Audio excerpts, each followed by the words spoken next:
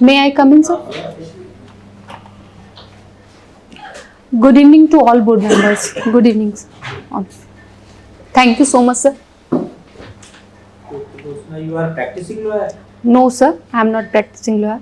What are you doing?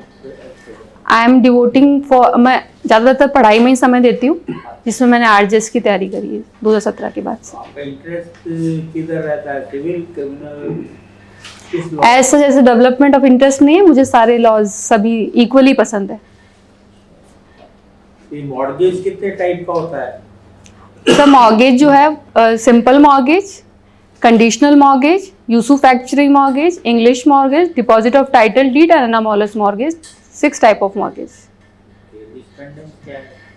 What do you mean by lis pendens? Doctrine of lis pendens है तो उसको क्या, how do you explain? Okay, sir. In Transfer of Property Act, lis pendency define in section 52, जिसमें basically हमें ये बताया गया है कि जब कभी भी कोई भी मैटर स्पेशली कॉम्पिटेंट कोर्ट के पास में पेंडिंग है तो पार्टीज को ना तो उस प्रोसीडिंग ना तो उस प्रॉपर्टी इमूल प्रॉपर्टी को स्पेसिफिकली ना तो ट्रांसफर करने का राइट है और ना ही अदरवाइज डेल्ट करने का राइट है जिससे वो किसी दूसरे पर्सन के या पार्टी के राइट को इफेक्ट करे। That's it sir. अभी मैं इतना रिकॉल कर पा रही हूँ। अब सपोज करो किसी ने प्रॉपर्टी ट्रांसफर करनी है सर, और जिसने परचेज की उसको मालूम नहीं है कि ये लीज पेंडेंस है तो उसका क्या इम्पैक्ट होगा? फिर उसके राइट्स पे क्या फर्क पड़ेगा? अकॉर्डिंग टू सेक्शन 52 अगर हम लीज पेंडेंसी को पढ़ते हैं तो ऑनरेबल सुप्रीम कोर्ट ने अभी रिसेंट जजमेंट में ये प्रोनाउंस किया है कि जब कभी भी कोई property during the lease pendency transfer होती है और ट्रांसफरी जो है अगर वो बोनाफाइड ट्रांसफरी और उसको नोटिस नहीं है तो वो भी इस केस में subject to the order of the court रहेगा। ये एक ऐसा ही ट्रांसफर प्रॉपर्टी का प्रोविजन है जो कि बोनाफाइड परचेजर को बेनिफिट नहीं दे पाता। कौन सा जजमेंट है? Sir right now I am not able to recall that judgement.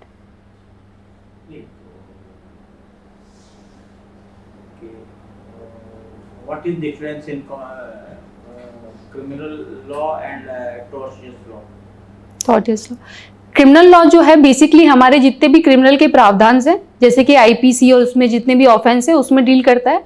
Tort law है जो कि सिविल लाइबिलिटीज के बारे में बताता है जिसमें से जैसे कि स्ट्रिक्ट लाइबिलिटी हम पढ़ते हैं, वाइकेरियस लाइबिलिटी हम पढ़ते हैं, वॉलंटरी नॉन फिट इंजूरियाज पढ़ते हैं जिसमें different type of the rights बताएंगे और बेसिकली उसमें सिविल की रेमेडीज अवेलेबल है जिसमें basic. Sorry sir, sir right now I am not able to recall that case. मुझे ऐसा याद आ रहा है बट एग्जैक्टली एप्रोप्रिएट मुझे याद नहीं आ पा रहा है। सीआरपीसी में है 313। Yes sir. क्या क्या स्टेजेस है उसके? सर उसमें हमें बेसिकली बताया है कि हम पर्सनली एक्यूज को एग्जामिन कर सकते हैं। उसमें 2 स्टेजेस के बारे में बताया है कि आप किसी भी स्टेज पे कोर्ट और मजिस्ट्रेट को कहा गया है कि आप चाहें तो पर्सनली एक्यूज से आप कोई भी क्वेश्चंस कर सकते हैं। और एक और स्टेज हमें बताइए कि जब भी प्रोसिक्यूशन के एविडेंस कंप्लीट हो जाए और एक्यूज का डिफेंस कंप्लीट होने से पहले आप उसे कॉल कर सकते हैं और पर्सनली उससे क्वेश्चंस कर सकते हैं। जैसे एक चोरी का मामला है। Yes sir. तो फर्स्ट टाइम जब आता है एक्यूज, यस सर। तो क्या हम ले सकते हैं उसके 313 की before charge? Before framing of charge is not possible. After framing of trial करने के बाद में ही ये स्टेज है। ट्रायल मतलब स्टार्ट हो जाने के बाद की स्टेज है।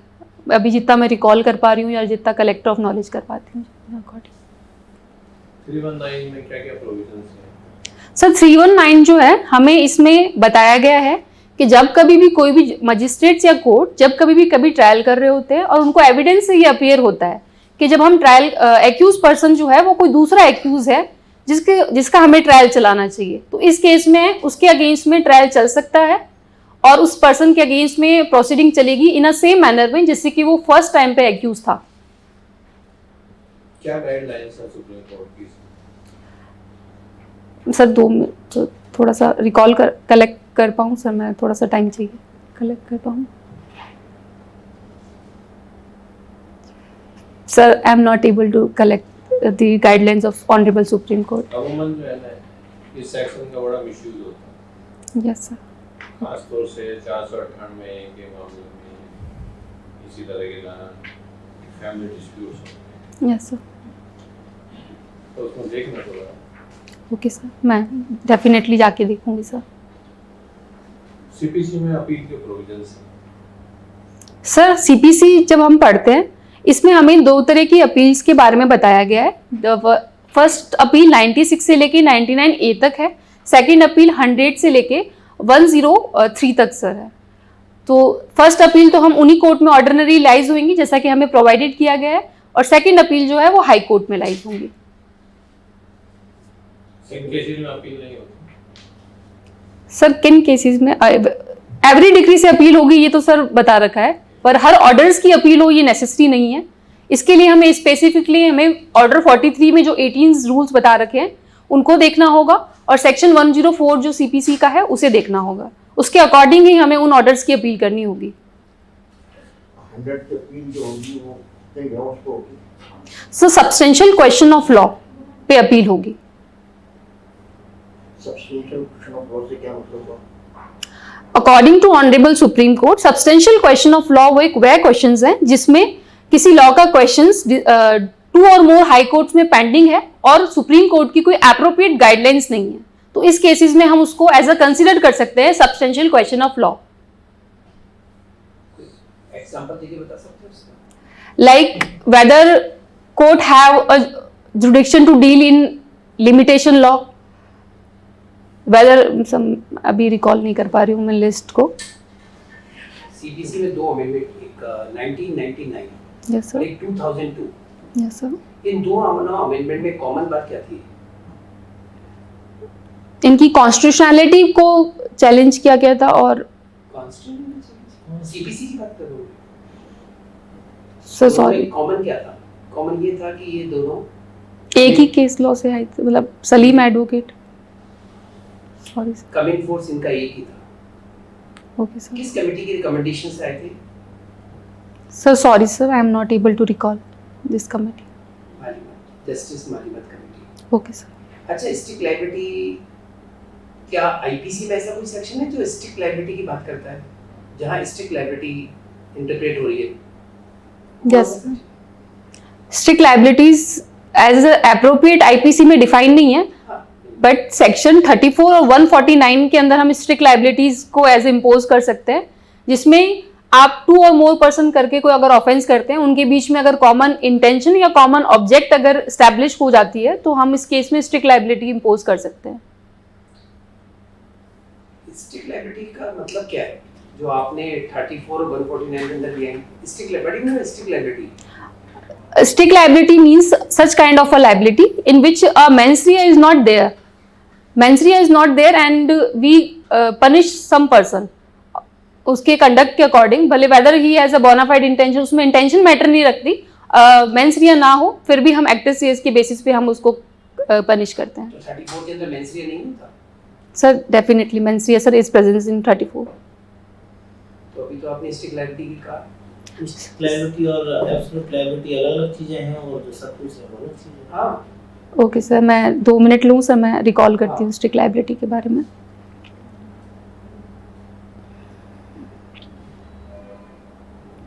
सर ऑफेंस हैं, मैंने ऐसा पढ़ा है सर, मुझे अभी याद नहीं आ रहा। मैं बताऊंगा, ऑफेंस है आईपीसी में Yes, स्ट्रिक्ट sir. लायबिलिटी का यस सर। 292 yes sir. वो स्ट्रिक्ट लायबिलिटी का है। Yes sir. एक एक्टस रियस और मेंस रिया वाला जो मैक्सिम है, यस सर। उसकी एप्लीकेबिलिटी इस 3 सेंस में होती है। किस सेंस में होती है वो मैक्सिम क्या है? पूरा मैक्सिम बता सकते हैं आप? वो तो बिल्कुल एकदम स्टार्टिंग है क्रिमिनल का, जिसमें एक्टस रियस और मेंस रिया 2 चीज आती है। वो मैक्सिम क्या है? नो सर, मैं अभी बोल नहीं पाऊंगी उस मैक्सिम को।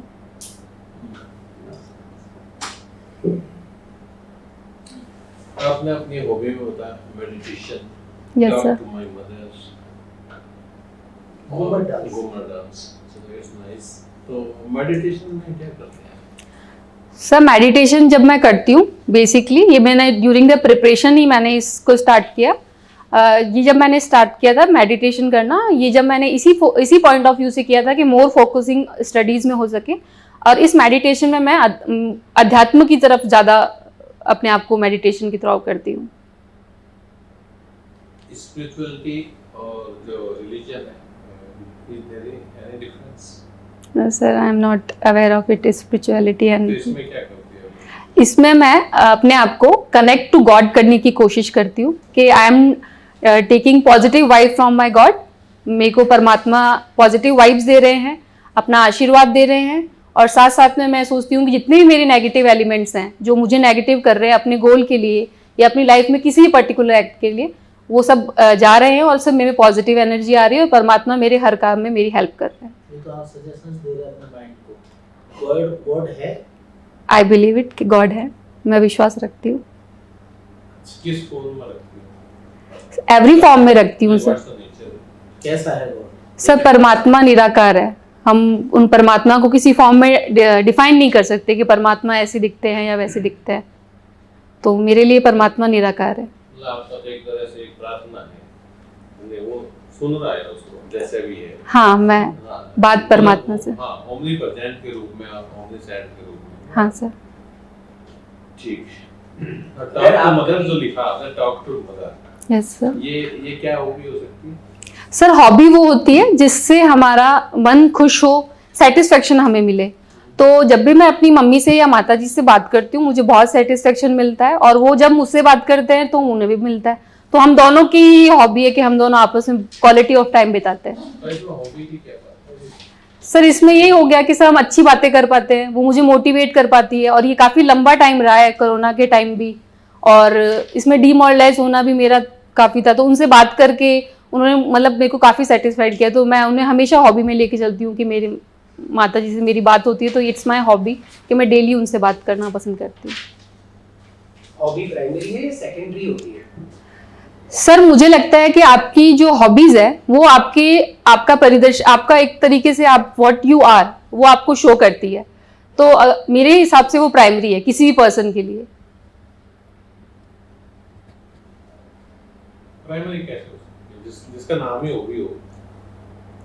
सर अगर आपकी हॉबी, फालतू टाइम, जब आप किसी एक मेन काम के अलावा कोई दूसरा करते हैं जहाँ आपका मन करता है, सब चीजों से ऊपर उठकर, वहाँ कोई कंसिडरेशन नहीं है। Yes sir. ना कोई मनी का कंसिडरेशन है, ना और किसी चीज का कंसिडरेशन, बस आपको भाता है अंदर से, तो वो हॉबी है। आपको मदर से बात करना अच्छा लगता है, वो भाता है अंदर से, वो पहला काम नहीं हो सकता, तो हॉबी है। जब भी कभी ऐसा महसूस होता है तो मेडिटेशन में चली जाती है। Hobby means extra work, extra curricular activities, okay sir. Still by choice. by By choice, choice. playing in musical आप पढ़ाई कर रहे playing हैं, sports, यस सर। कभी ऐसा हुआ आपके साथ कि meditation is for all. Everybody should do. Everybody should talk to mother. Yes, sir. Everybody should do meditation, yes which is for self-development things. But extracurricular activities, humor is good, dancing. Okay sir. Ghoomar की क्या विशेषता है? Sir Ghoomar की ये विशेषता है कि ये एक हमारे राजस्थान के फोक डांस को भी दिखाता है और संस्कृति को भी दिखाता है, तो ये इसकी विशेषता मुझे So लगता better है। you write folk dance. Okay है ना? Okay. Add it folk dance to which folk dance, then you can tell about it. Okay sir, I will change it. एक बहुत फेमस इंडस्ट्रियलिस्ट थे सुब्रतो राय मेहता। Okay sir. तो सुब्रतो राय को बहुत लंबे समय तक सुप्रीम कोर्ट ने जेल में रखा, तो वो तब भी जेल में थे जब उनकी मदर की डेथ हो गई थी। तो कोई प्रोविजन था या सुप्रीम कोर्ट ने दादागिरी से उन्हें रख दिया? Sir I am not aware about, मैंने इसके बारे में सीपीसी में कोई प्रोविजन? इन जेल रखने के प्रोविजंस पूछ रहे बिना हैं। प्रोविजन के कैसे रख दिया? Supreme court law making body थोड़ी है। सर मैं कोई अवेयर तो नहीं प्रोविजन हूँ होगा जिसकी वजह से रखा गया होगा। सर। सिविल में तो हम पढ़ते हैं उस अरेस्ट। ये केस बहुत दिन तक चला था, अगर आप काफी दिन से एग्जाम दे रहे हैं तो कभी पढ़ा नहीं था सुब्रतो राय जब जेल में थे कि ये क्यों है जेल में? सर आया हो शायद हर एक मेरे के बारे से में स्किप जब हो कुछ इस गया। तरह हो रहा हो तो देखा जाना चाहिए। Okay sir. अभी जैसे बुलडोजर के बारे में आता है कि बुलडोजर बाबा और मकान तोड़े जा रहे हैं, कोई अपराध करता है तो क्या पुलिस उसके मकान को तोड़ सकती है? मकान सर पुलिस मुझे नहीं लगता सर तोड़ सकती है, अगर किसी ने अपराध कर दिया है तो। प्रॉपर्टी अटैच करना मुझे, जैसे यूपी में तोड़ रहे हैं इस तरह। वो पब्लिक इंटरेस्ट में लैंड अगर एक्वायर्ड हो रही है तो वो हम पढ़ सकते हैं। आर्टिकल 3001 ए जो है, हम आर्टिकल जो पढ़ते हैं उसके अंदर हमें बता रखा है कि नो वन पब्लिक इंटरेस्ट में करा जा सकता है। देखिए, हमारा कहना ये है, अभी जब आप इंटरव्यू की तैयारी कर रहे हैं तो ये चीजें हैं यस कि सर। किस प्रोविजन के तहत ऐसा हो रहा है, ओके सर, उनके संबंध में आपको अवेयर होना चाहिए। Okay sir. मैं ये अभी 2 एक्ट चल रहे हैं उस पे, इसके ऊपर ओके सर। कुछ सुना आपने? वो कौन से 2 एक्ट पे काम कर रही होगी सरकार? गुंडा एक्ट, नासा क्या है? Sir I am not aware of, मेरे को पढ़ने की जरूरत है इसके बारे में। अच्छा, एक एग्जांपल और लास्ट मेरी तरफ से क्वेश्चन ताकि चेयरमैन सर देखेंगे। Okay sir. बहुत सारे स्टूडेंट होते हैं और स्टूडेंट कहते हैं कि हमें उसमें प्रदर्शन में जाना है और इस तरह का हो रहा है और नया